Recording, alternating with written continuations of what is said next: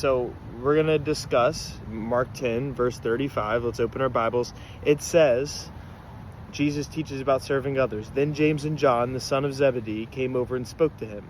Teacher, they said. So this is James and John, right? Two of the apostles. We want you to do us a favor. What is your request? He asked.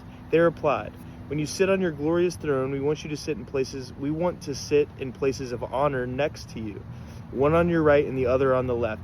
So these are individuals who had been serving Jesus. They had been serving with Jesus. They have, sacrificed much for him. And they said, we want to sit on your left and we want to sit on your right. And we want, positions of power next to you.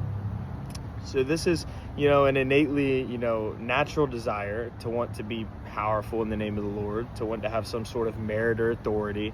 But Jesus says, okay, I will give you a response. What is your request? He asked. And then they had said, we want to sit next to you. We want to be next to the throne. And but Jesus said to them, you don't know what you are asking. For his throne was a cross. For his throne was crucifixion. For his throne was to be put on a cross and to die for our sins. He knew what his future was, but they didn't understand. They didn't have a complete comprehension yet. He said, you do not know what you are asking. Are you able to drink from the bitter cup of suffering I am about to drink? Are you able to be baptized with the baptism of suffering I must be baptized with? So probably what they think in their heads before understanding what Jesus was going to do for them and for all of humanity was that Jesus would somehow be miraculously accepted as the Messiah.